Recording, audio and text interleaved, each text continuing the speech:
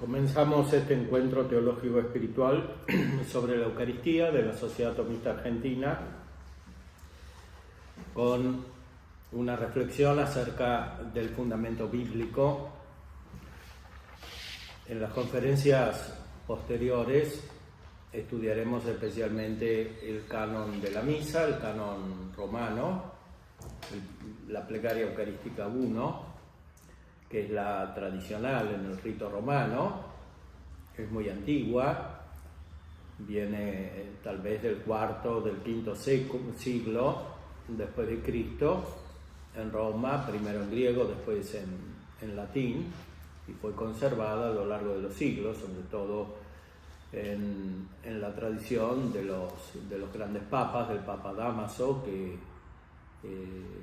pasó la liturgia del griego al latín, después el Papa León Magno y el Papa Gregorio Magno, que son los principales para el establecimiento de la liturgia de la Eucaristía. Ahora, el canon romano, que es la plegaria eucarística tradicional, tiene un fundamento bíblico casi total.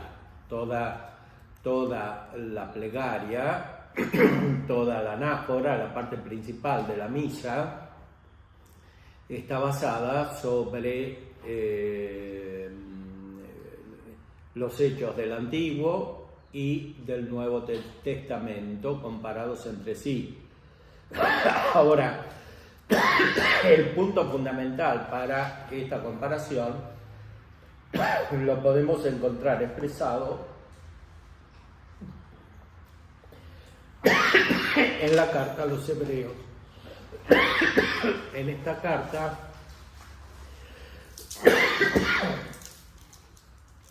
se explica cómo Cristo es el sacerdote perfecto de la nueva alianza.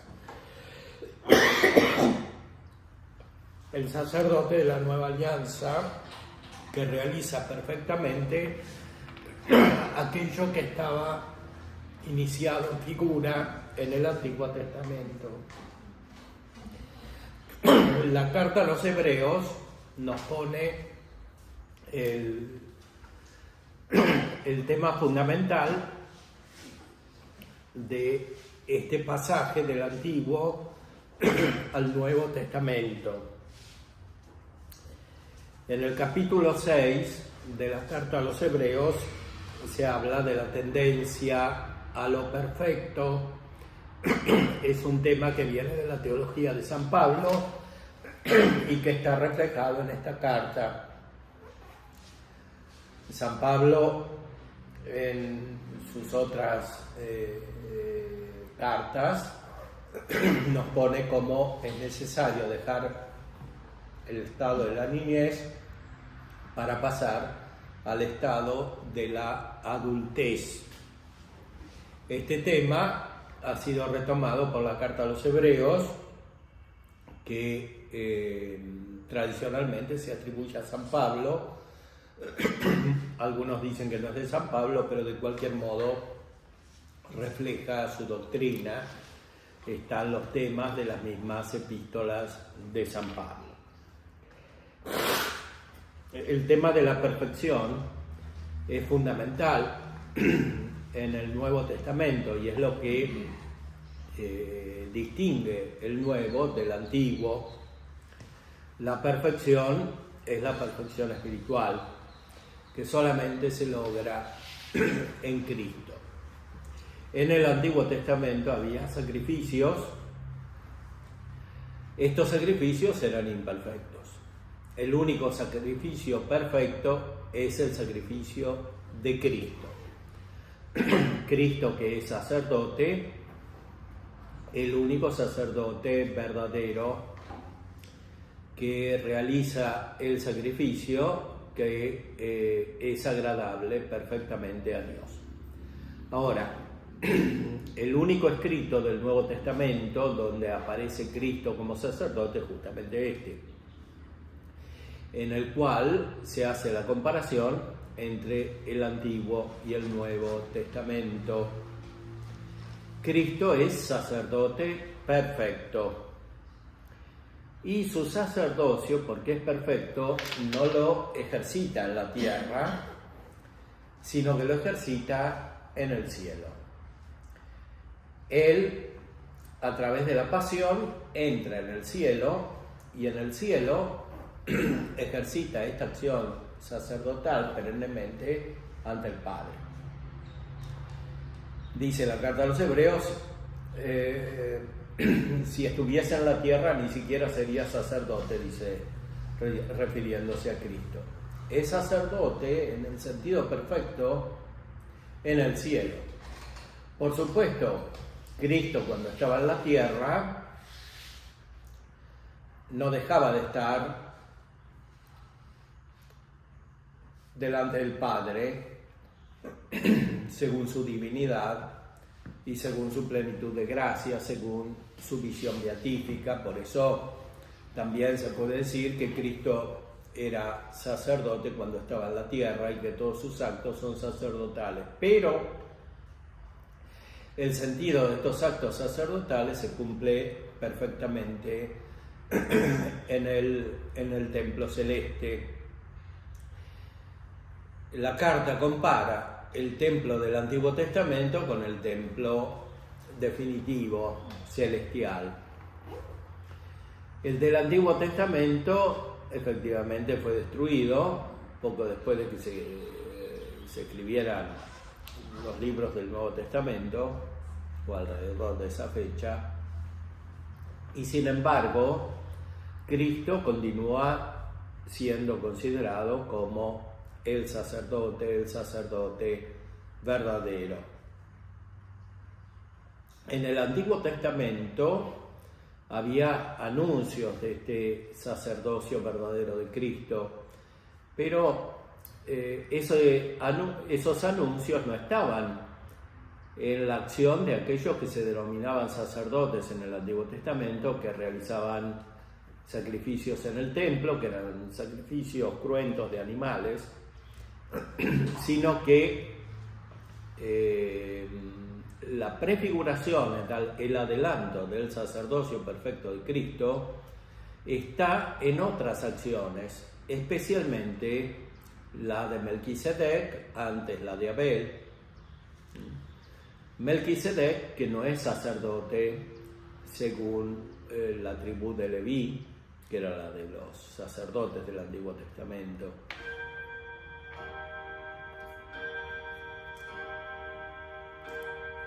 Melquisedec es un personaje misterioso que no se sabe qué genealogía tiene. El canon romano, acercándose profundamente a esta raíz bíblica, cita explícitamente durante la celebración de la misa, en la parte principal, el sacerdocio de Melquisedec, así como los sacrificios de Abel y de Abraham, de los cuales el Antiguo Testamento no dice que eran sacerdotes.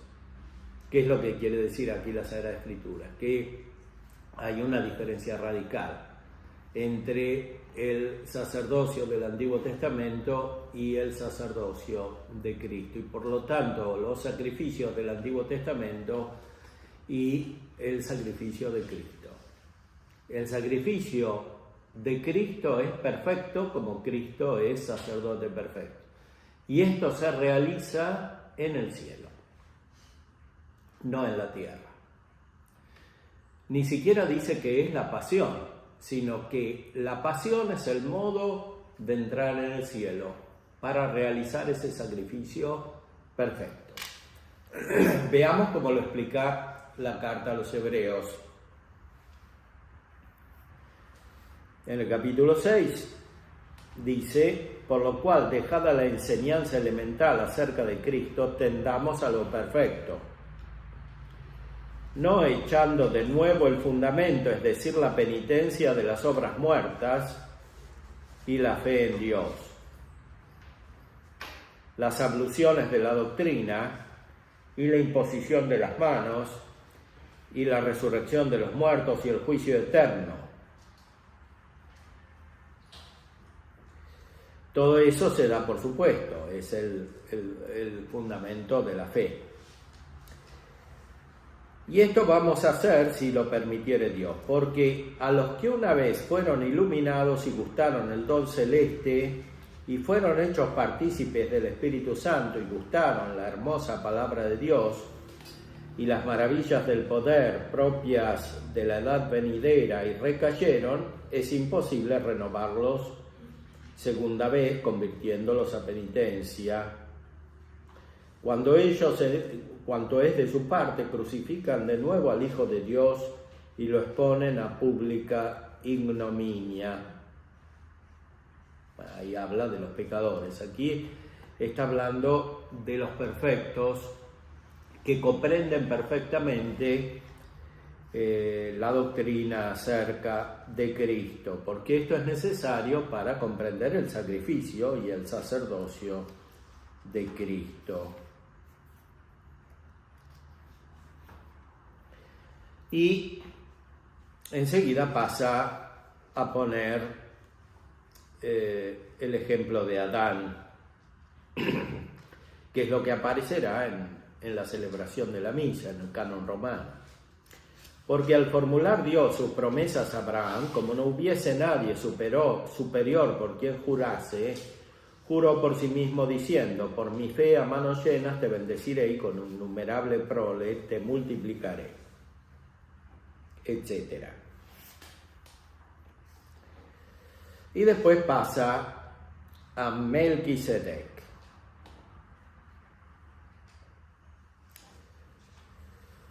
Nuestra salvación está en asirnos a la esperanza puesta delante de nosotros, a la cual nos acogemos como áncora o ancla del alma segura y firme, y que penetra hasta el interior del velo, a donde como precursor entró por nosotros Jesús, hecho según el orden de Melquisedec, sumo sacerdote para siempre. Esto lo retoma también la liturgia tradicional del rito romano, de la Eucaristía, el canon romano. El sacrificio de la misa es este sacrificio que no simplemente conduce a la salvación, sino que es la salvación. Dice aquí el texto de la carta a los Hebreos, porque la salvación es estar con Jesús dentro del templo pasando el velo. El templo del Antiguo Testamento tenía como una cortina, un velo, y se pasaba detrás del velo. Los sacerdotes pasaban detrás del velo. Bueno, nosotros entramos con Jesús detrás del velo, pero este velo es el de la patria celestial, o sea, el del cielo. Esto es importante para interpretar bien lo que dice la liturgia de la misa, porque directamente se refiere a estos temas de la Sagrada Escritura, muy especialmente, así como están en la carta a los Hebreos. Y cita explícitamente a Melquisedec, que es precursor de Cristo. Entonces, el tipo de Cristo, la figura de Cristo, no son los sacerdotes del Antiguo Testamento. Es Abraham y es Melquisedec. ¿Por qué? Porque no es el mismo sacerdocio, es otro sacerdocio. Así como no es el mismo sacrificio, es otro sacrificio.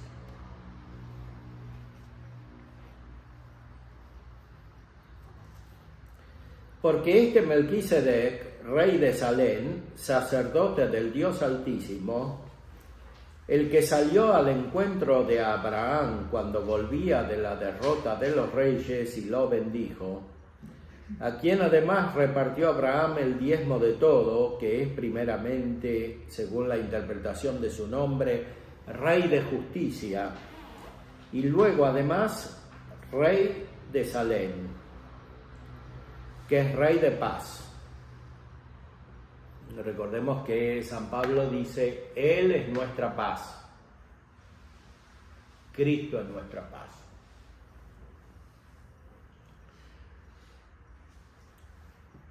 Por eso Melquisedec es el anticipo, la figura de Cristo.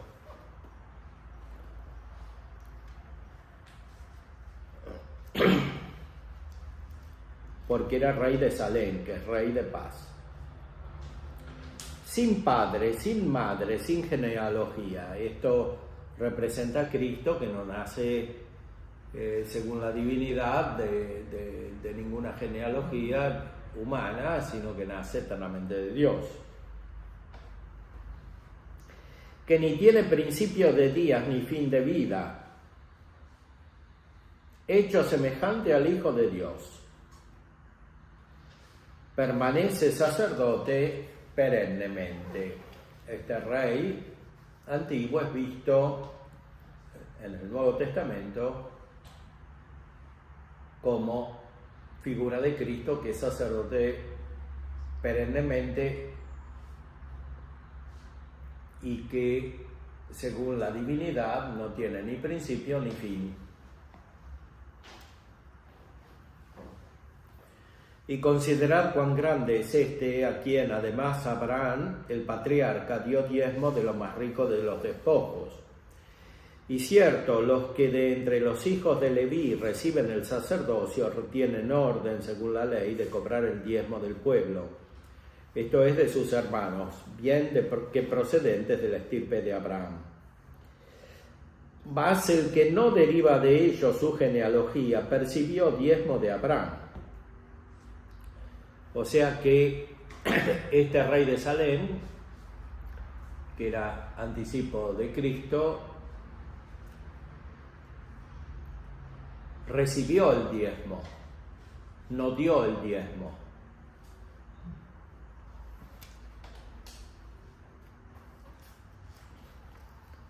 Y al que tenía las promesas lo bendijo. O sea, era el superior. Ahora bien, fuera de toda controversia, lo que es inferior es bendecido por lo que es superior. Y aquí, por cierto, reciben diezmo hombres que mueren, mas allí uno quien testifica que vive. Y por decir así, por medio de Abraham, también Leví, el que percibe los diezmos, fue diezmado. O sea, lo que pasa en el Antiguo Testamento se invierte en el Nuevo. O sea, Leví, que es la cabeza de la tribu de los sacerdotes, es ahora el que tiene que dar el diezmo y no recibirlo. Porque este rey de Salem, que significa Cristo, es superior. Porque Cristo es superior. O sea, porque tiene el sacerdocio verdadero.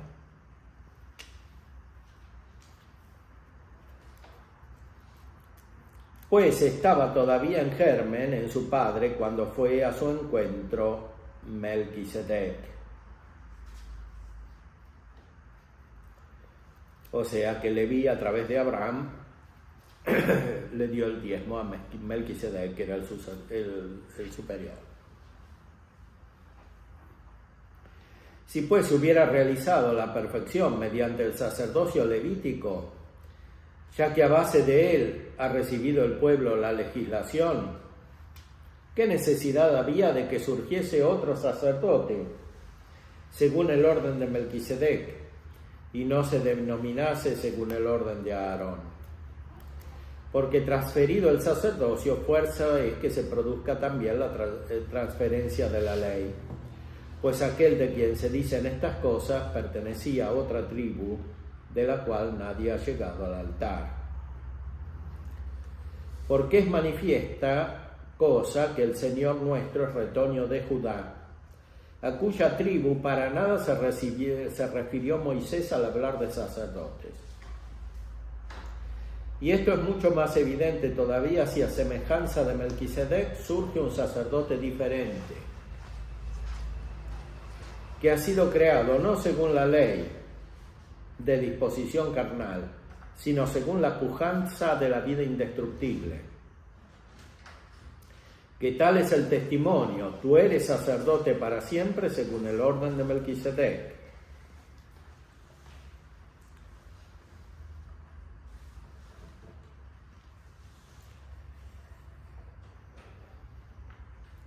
Y es así que la derogación de la prescripción precedente se produce a causa de su ineficacia e inutilidad, pues nada llevó la ley a la perfección, sino que fue introducido a una esperanza mejor, por medio de la cual nos acercamos a Dios.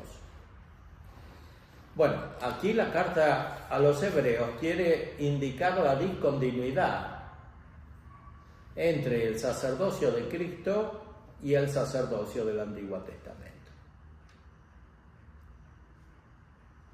Por eso, para interpretar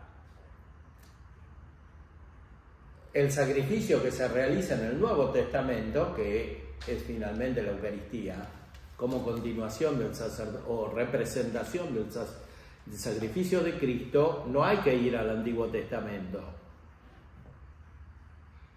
según la tribu de Leví, al sacerdocio del Antiguo Testamento, sino que hay que considerarlo como nuevo, es otra cosa. Es celestial y sobre todo es perfecto, o sea, llevado a su cumplimiento, llevado a su plenitud. Lo otro es una simple figura, y la figura no está en los sacrificios del Antiguo Testamento, sino en lo que hizo Abraham, en lo que hizo Abel, en lo que hizo Melquisedec.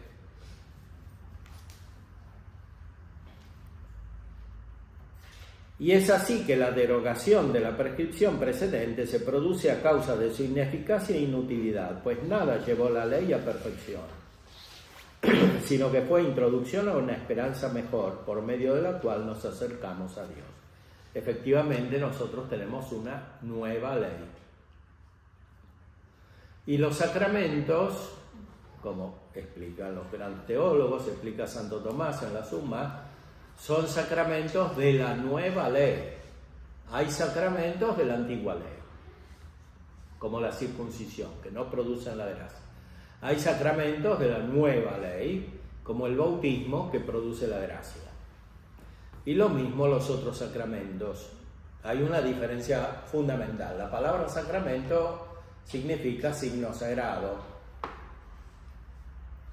representación.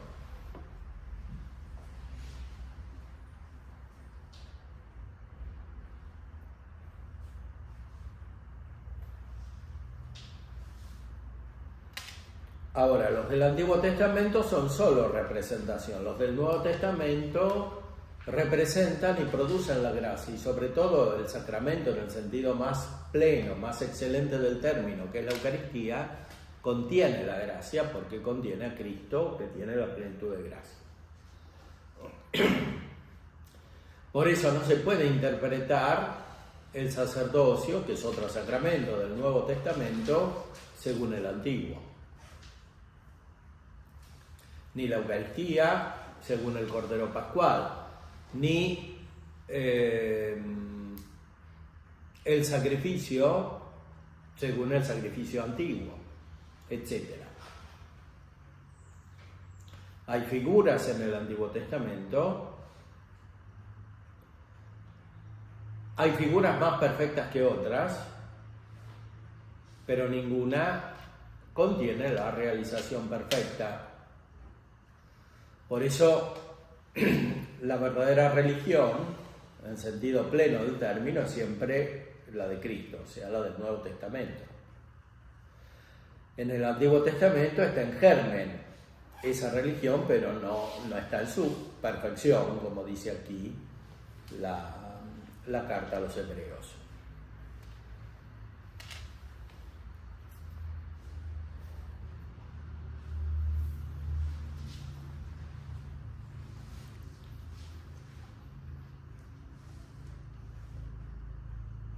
Nada llevó la ley a la perfección, sino que fue introducción a una esperanza mejor por medio de la cual nos acercamos a Dios. Y por cuanto no fue sin juramento, pues aquellos sin juramento fueron hechos sacerdotes, mas este con juramento por boca del que dijo, juró el Señor y no se arrepentirá, tú eres sacerdote para siempre. En la misma proporción, Jesús se ha hecho fiador también de una alianza mejor, la nueva alianza. Además, entre ellos son muchos los sacerdotes que se han sucedido por cuanto la muerte les impedía perdurar. Mas él, a causa de subsistir perpetuamente, posee el sacerdocio intransferible, por donde puede también salvar perennemente a los que por él se llegan a Dios, siempre viviente para interceder a favor de ellos. Porque tal pontífice nos convenía, sin duda nosotros, santo, inocente, incontaminado, separado de los pecadores y encumbrado por encima de los cielos, que no tiene necesidad de ofrecer víctimas día tras día como los pontífices, primero por los pecados propios, luego por los del pueblo, porque esto hizo de una vez para siempre, ofreciéndose a sí mismo. Es que la ley constituye sacerdotes a hombres sujetos a fragilidad, mas la palabra del juramento que vino después de la ley, al Hijo consumado para siempre. El juramento es el juramento de Dios. O sea que Dios asegura la misión de Cristo.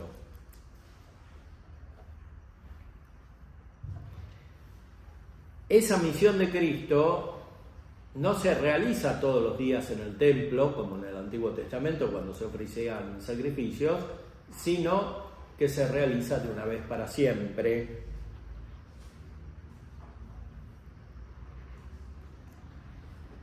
El ofrecer una víctima, y esa víctima es Él mismo.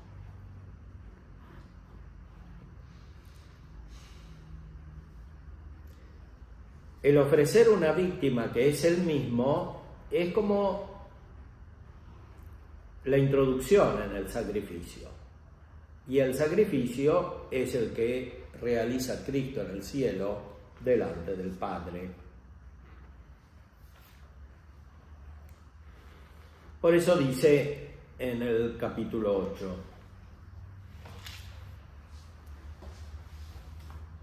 el punto capital sobre lo que vamos diciendo es que tenemos un pontífice tal que se sentó a la diestra del trono de la majestad en los cielos, ministro del santuario y del tabernáculo verdadero que erigió el Señor, no el hombre. Es decir, el templo del Antiguo Testamento había sido hecho por los hombres, aunque por mandato de Dios. Este templo lo hizo Dios, el cielo. Y ahí está Cristo ejercitando su sacerdocio.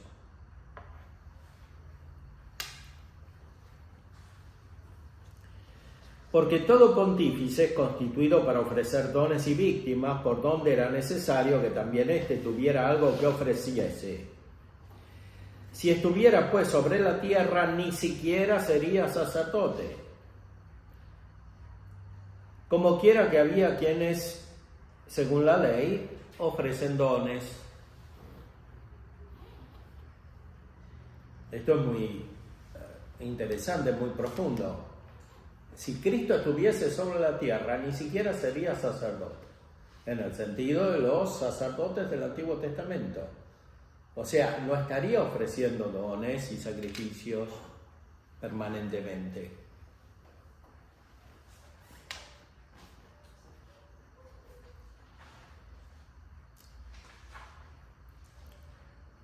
Como quiera que había quienes según la ley ofrecen dones, los cuales practican un culto que es trasunto y sombra del ideal celeste.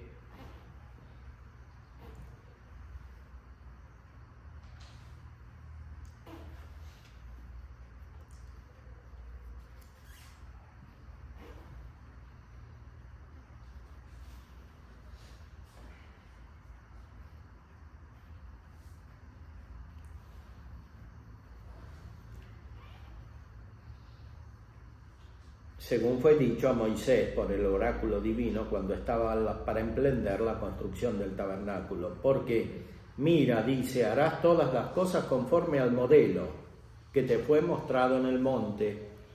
Ahí la carta a los Hebreos lee en el Antiguo Testamento esta frase: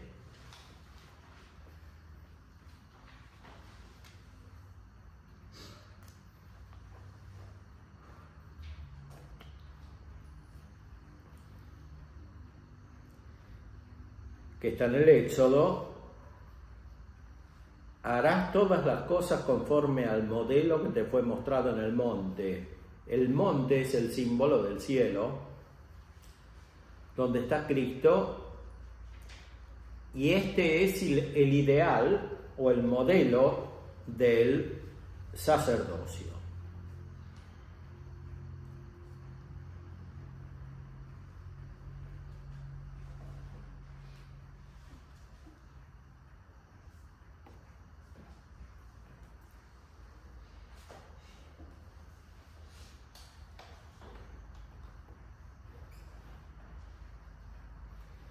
Mas ahora posee un ministerio sagrado, tanto más excelente por cuanto es mediador de una alianza también mejor, como que ha sido establecida a base de promesas mejores.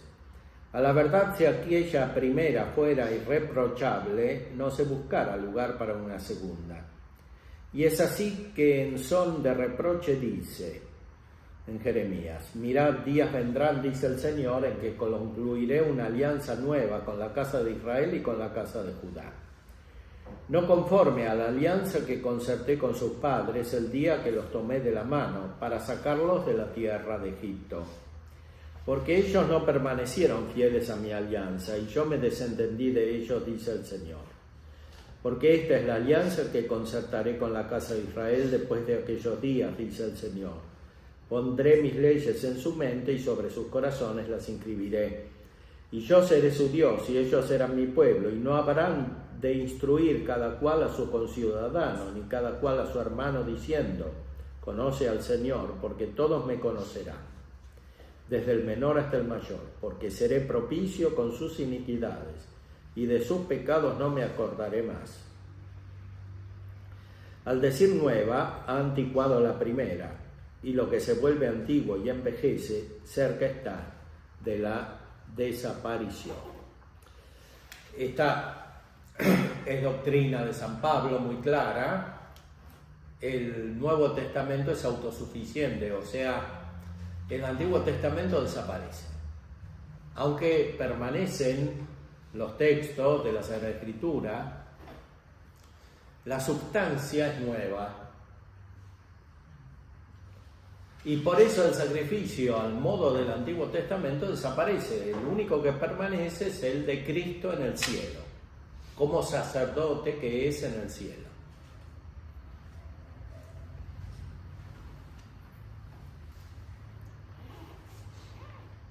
Tenía pues también las primeras prescripciones, dice el capítulo 9, relativas al culto y su santuario terrestre, porque se construyó un tabernáculo, cuya primera estancia, en la que estaba el candelabro y la mesa y la exposición de los panes, era llamada lugar santo, y detrás del segundo velo otra estancia o habitación que era llamada lugar santísimo, santo de los santos, la cual tenía un altar de oro para el incienso y el arca de la alianza recubierta de oro por todos lados, en la cual estaban una urna de oro con el maná dentro y la vara de Aarón que retoñó y las tablas de la alianza. Y por encima de ella los querubines de la gloria que cobijan con su sombra el propiciatorio, acerca de lo cual no hay para qué hablar ahora en particular, porque aquí el autor de la carta a los Hebreos se dirige probablemente a sacerdotes de la antigua ley que se convirtieron a la fe de Cristo y sabían todo esto, como lo sabía San Pablo. Dispuestas así estas cosas, en la primera estancia del tabernáculo entran continuamente los sacerdotes a desempeñar las funciones del culto. Mas en la segunda, una sola vez al año, solo el sumo sacerdote, no sin sangre, la cual ofrece por sí por los pecados del pueblo, significando con ello el Espíritu Santo que todavía no está abierto el camino para el santuario, mientras subsiste aún la primera estancia del tabernáculo, la cual es figura que se refiere al tiempo presente, conforme a la cual se ofrecen dones y víctimas impotentes para dar la consumada perfección en lo que toca a la conciencia al que practica ese culto, y consistiendo únicamente en manjares y bebidas y diferentes abluciones, observancias, en fin, de una justicia carnal, impuestas hasta el tiempo de la Reformación. O sea, ahí describe el culto de los judíos, que era un culto carnal. El hecho de que persistiera la primera habitación del templo, donde se hacían sacrificios carnales permanentemente, significa esta imperfección. La segunda habitación, donde entraba el sumo sacerdote una sola vez al año, y no se hacían estos sacrificios, sino que estaba el arca de la alianza y el maná, esto significaba el nuevo templo que está en el cielo, y que es donde entra Cristo, pero no entra una vez al año, ni hace, menos todavía, sacrificios todos los días como los de la primera habitación del templo, sino que está siempre ahí. Por eso dice: mas Cristo, habiéndose presentado como pontífice de los bienes realizados, penetrando en el tabernáculo más amplio y más perfecto, no hecho de manos, esto es, no de esta creación, y no mediante sangre de machos cabríos y de becerros, sino mediante su propia sangre, entró de una vez para siempre en el santuario, consiguiendo una redención eterna. Esto es muy preciso. O sea, la pasión de Cristo es el modo de entrar en el cielo donde se realiza el sacrificio perenne de Cristo, el que trae la redención eterna, que es la salvación, o sea, el estar frente a Dios. La pasión es el ingreso. Como en el Antiguo Testamento había sacrificios antes de entrar en el Santo de los Santos. O sea que la pasión no es todo el sacrificio, sino que es el ofrecimiento de la víctima.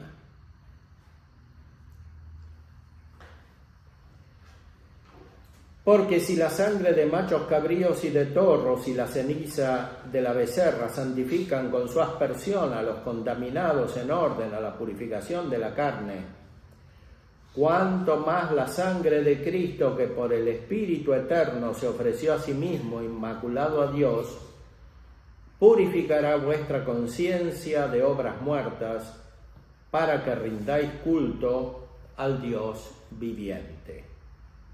O sea, el Espíritu Santo, dice Santo Tomás, inspiró a Cristo la pasión, al corazón de Cristo la pasión. Por esta pasión, Cristo entró en el cielo, o sea, resucitó y subió al cielo.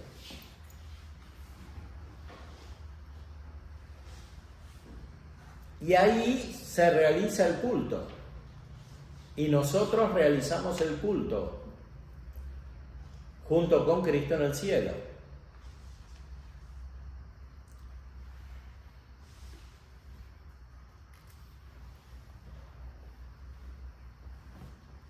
Y ese culto es el de una conciencia limpia, o sea, es un sacrificio perfecto, porque consiste en una unión perfecta con Dios a través de Cristo, por el Espíritu Santo.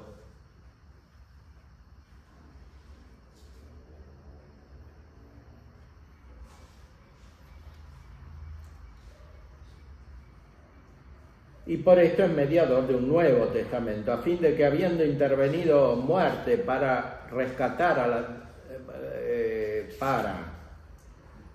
rescate de las transgresiones ocurridas durante la primera alianza reciban los que han sido llamados la promesa de la eterna herencia.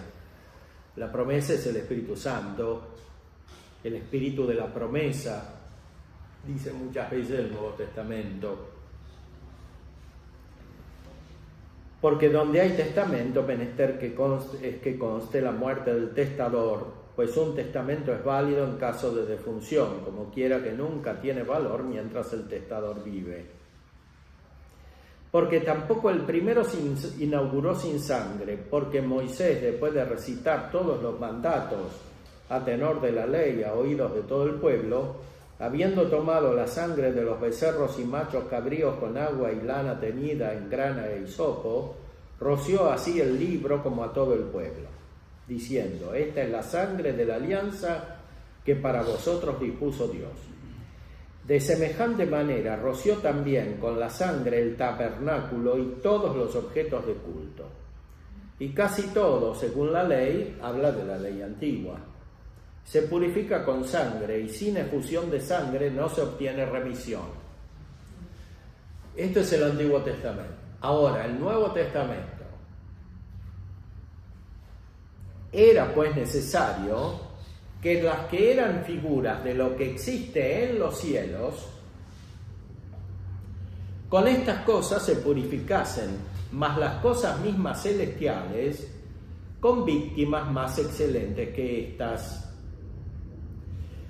Pues no entró Cristo en un santuario hecho de mano, imagen del verdadero, sino en el cielo mismo, para presentarse ahora en el acatamiento de Dios a favor nuestro. O sea, este es el acto sacerdotal perfecto de Cristo, estar ante Dios intercediendo por nosotros ante el Padre en el cielo.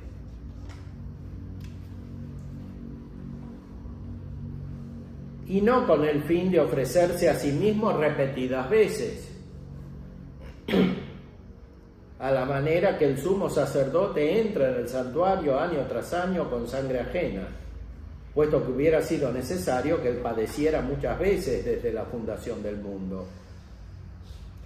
Mas ahora, de una sola vez, en la consumación de los siglos, se ha manifestado para la abolición del pecado mediante su propia inmolación. O sea, la pasión de Cristo hizo que Él entre en el cielo, donde permanentemente da culto al Padre para la remisión de los pecados. O sea, la pasión es la introducción.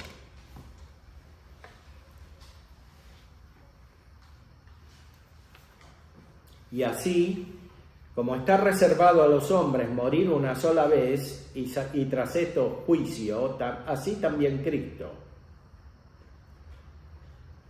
después de haberse ofrecido una sola vez para tomar sobre sí los pecados de la muchedumbre, por segunda vez, sin intervención de pecado, se manifestará a los que esperan para su salud.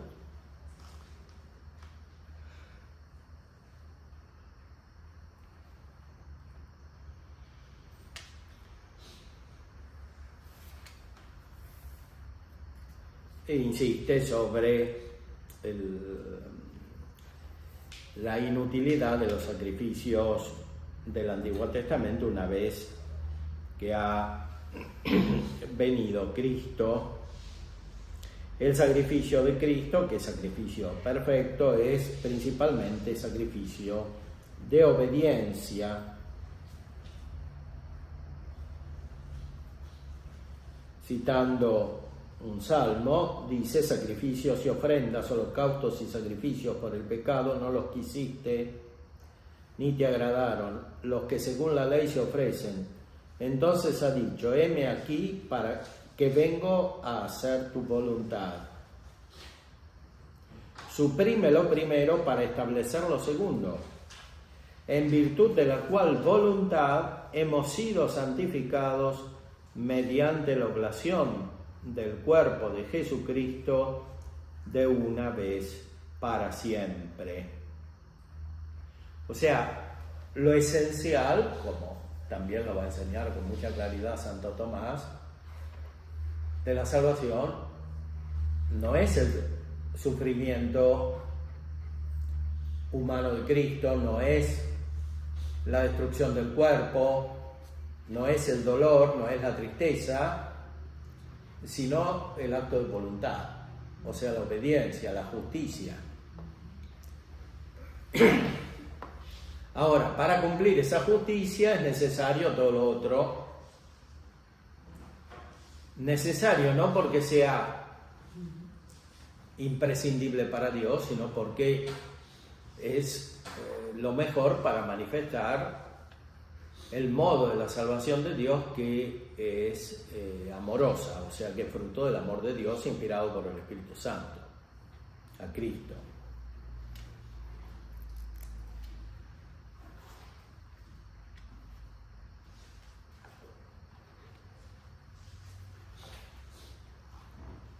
Por eso, habiendo ofrecido por los pecados un solo sacrificio de eficacia eterna, se sentó a la diestra de Dios, aguardando por lo demás a que sus enemigos sean puestos como escabel de sus pies. Porque con una sola oblación ha consumado para siempre a los que son santificados. Y nos lo testifica también el Espíritu Santo, pues después de haber dicho, esta es la alianza que concertaré con ellos, después de aquellos días, dice el Señor, pondré mis leyes sobre sus corazones y sobre su mente las inscribiré. Y añade, y de sus pecados y de sus iniquidades no me acordaré más.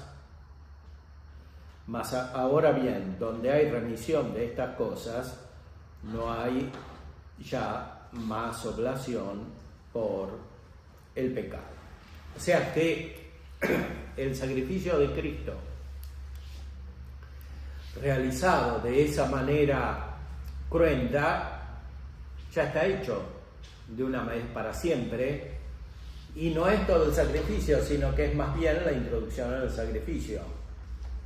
Y el sacrificio eterno o perdurable del sacerdocio perenne de Cristo es el que se realiza en el cielo y consiste en un acto de voluntad, o sea, en un acto de amor y de obediencia a Dios Padre.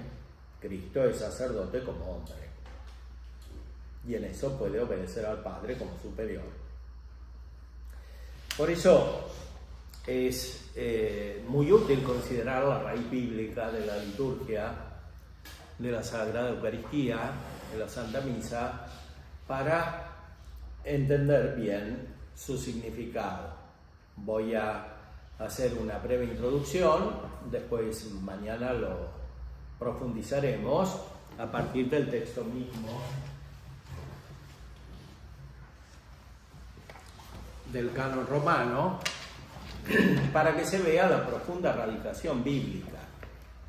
Y como para entender bien esta liturgia hay que ir a la Sagrada Escritura, porque está toda hecha con la Sagrada Escritura.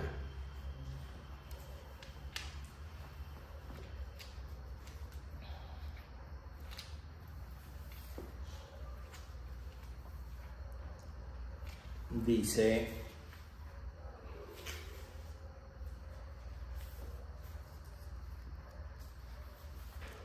después de la consagración,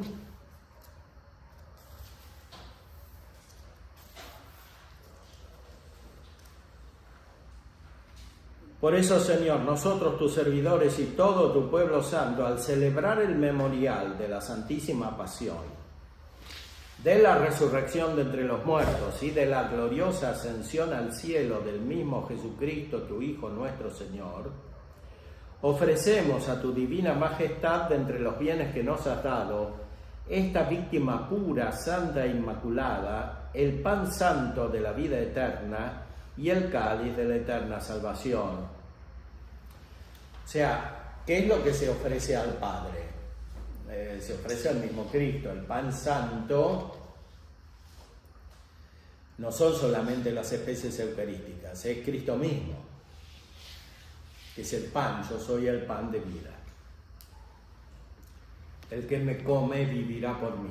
Bueno, eso es lo que se ofrece porque Cristo mismo lo ofrece al Padre, o sea, ofrece su amor y su obediencia al Padre. Por eso dice, uniéndose a ese acto de Cristo, mira con amor estas ofrendas y acéptalas, como aceptaste los dones de tu servidor el justo Abel, el sacrificio de Abraham, nuestro padre en la fe, y la oblación santa e inmaculada de tu sumo sacerdote Melquisedec. O sea, es exactamente lo que dice la carta a los Hebreos. O sea, el canon romano retoma el Nuevo Testamento, la doctrina de San Pablo, la doctrina de la carta a los Hebreos, y relee el Antiguo Testamento desde aquí. No conecta el sacrificio de Cristo que se hace presente en la misa con los sacrificios del Antiguo Testamento,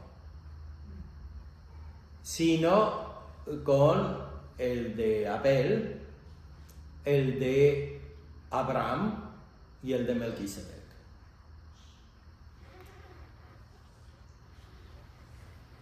Te pedimos humildemente, Dios Todopoderoso, que estas ofrendas sean llevadas por manos de tu santo ángel. Este ángel es Cristo mismo, no es otro ángel. Es Cristo mismo, porque es Cristo el que lleva las ofrendas de los fieles, que son los actos de amor y de obediencia de los fieles que dan culto a Dios, teniendo por cabeza al mismo Cristo, que es el primero que hace este acto de culto y de amor, de obediencia. Por manos de tu santo ángel. Don Guéranger, este famoso abad de Solesmes, dice que el ángel es Cristo. Hasta tu altar del cielo. El altar del cielo es el que dice la carta a los Hebreos. O sea, las ofrendas que están aquí hay que llevarlas al cielo, porque ahí tienen eficacia, en el cielo.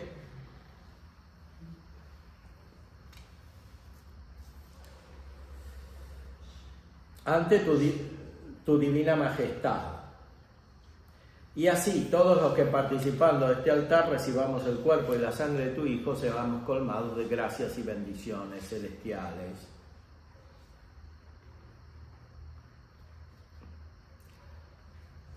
Y después se acuerda de los fieles, hay partes de este canon que fueron agregadas en distintos momentos hasta configurarse una unidad. Muy especialmente se citan los mártires de la Iglesia de Roma, porque todos los que pone aquí son de Roma, porque era la liturgia que se celebraba en Roma, no en todos lados, en Roma.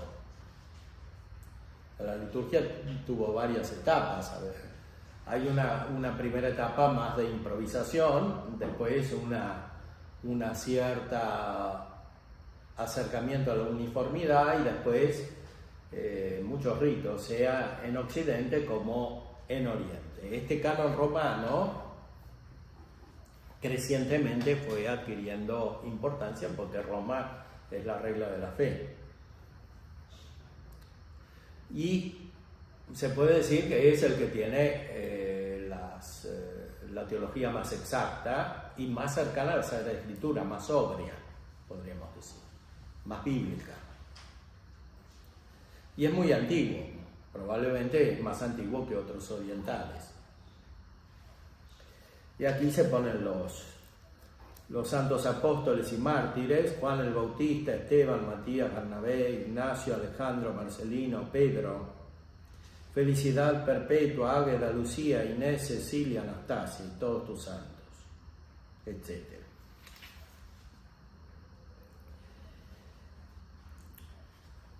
Después trataremos de profundizar en el sentido de este canon con la ayuda de Santo Tomás, Habrá otras conferencias donde se analizarán también las partes de la misa, los ritos, según la comprensión que tiene Santo Tomás, que celebraba este canon romano.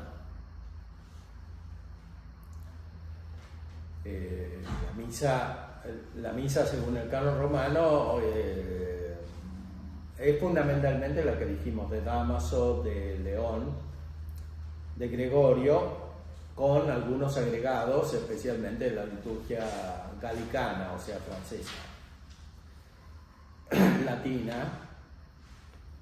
En latín también había una liturgia en España, mozárabe, que todavía se celebra, un poco restaurada.